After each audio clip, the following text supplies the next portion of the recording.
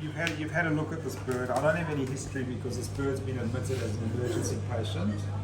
But I mean, it's very easy to see that we've got blood all over the face, blood all over the beak.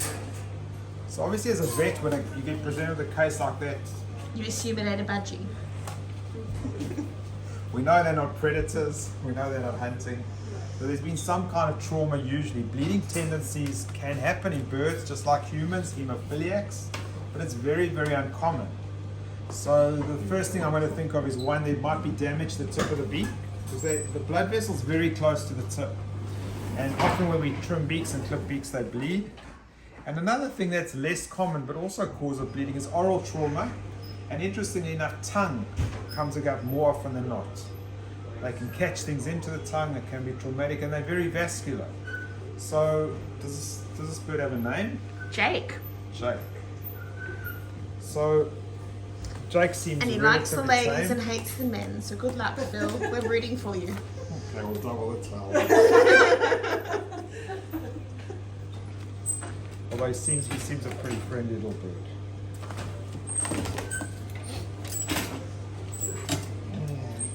Okay, Jake. Is he coming for a cuddle or to get away? So I'm going to try and have a really good look now. So just systematically go through where the bleeding is from. My gut feel is the tip of the beak, but we'll just have a good look. So we have a really good light source. So we have a diagnosis, which is brilliant. So the tip of the beak has been damaged or traumatized, and that's where the bleeding is coming from. We don't really need to go into the beak now. So what we're going to do is there's one or two things we're going to do.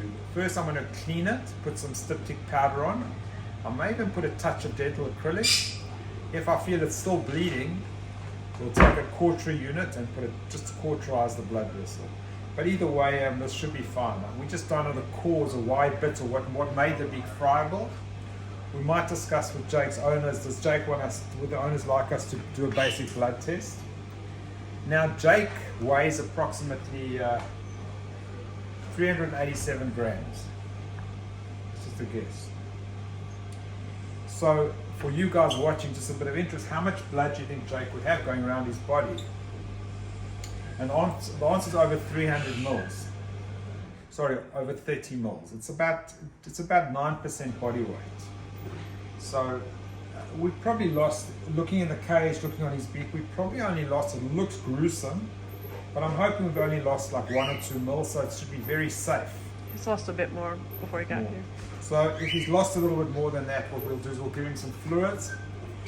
Birds, as you know, this is a parrot. They are seed-eating birds, and although they get veggies and that, the nutrients aren't as concentrated as in diets say that humans eat or dogs eat. So we'll do a crop feed that's got all the things you need to replace the red blood cells. And as many people watching will know, like things like zinc, iron, and folic acid, these are things that aren't in high concentrations in seeds, so we'll add a little bit of that to the diet.